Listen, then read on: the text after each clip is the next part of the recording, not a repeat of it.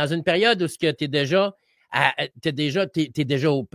t'as Post Canada, et qui en passant, c'est le même boss. Là. Le grand boss, ça demeure, qu'on le veuille ou non. On ne peut pas dire que c'est le boss de Post Canada, mais c'est leur entreprise eux autres. Et là, il a amené une loi, mais encore une fois, trop tard. C'est dans les dernières semaines qu'il fallait avoir cette loi-là. Il fallait, dès le début que c'est devenu compliqué, il fallait que Trudeau se lève comme homme d'État et qu'il dise hey, il n'y aura pas de chantage, là.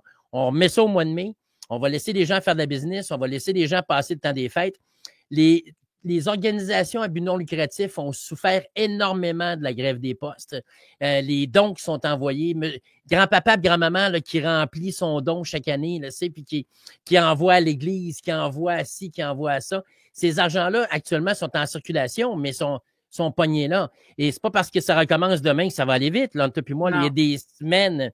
C'est déjà pas fiable. Et je rappelle, on l'a déjà dit, mais j'aime ça le dire, le service des Postes Canada, n'oubliez pas une chose, c'est que quand la COVID est arrivée et que Trudeau fallait qu'il envoie des fournitures partout dans les provinces, il a engagé Amazon pour le faire.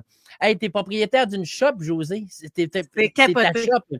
Post Canada, c'est ta shop. Et Purolator, qui appartient aussi au Canada, les grévistes ont fait du trouble à Purolator, les empêchant d'aller. C'est énorme. Et puis là, il arrive à la dernière minute puis il dit OK, on va y aller avec une loi spéciale. T'es trop tard, Jules. C'était avant qu'il fallait que tu le fasses. Et c'est hallucinant comment est-ce que c'est gros ce qui vient d'être annoncé. Oui. Mais même à l'international, là, ça s'est spreadé ce matin, cette nouvelle-là. Là.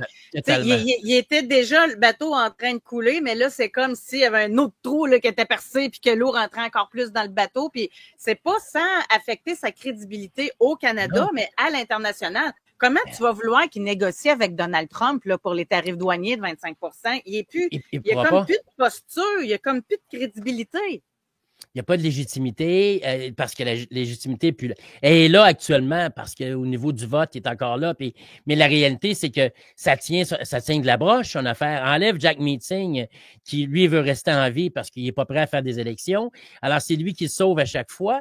Mais sauf que ils peuvent plus. Le gouvernement peut plus. Puis elle le dit. Elle dit, on est dû pour un changement de gouvernement. Oui. Hey, c'est ta ministre des Finances démissionnaire. Puis elle dit, il faut qu'on arrête. Il faut qu'on s'en aille. Et puis elle va se présenter en passant. Oui, ça m'a surprise, par exemple. Oui. Oui. Parce que elle voit le navire qui coule. Fait que elle est prête à se battre encore, mais pas avec Justin Trudeau.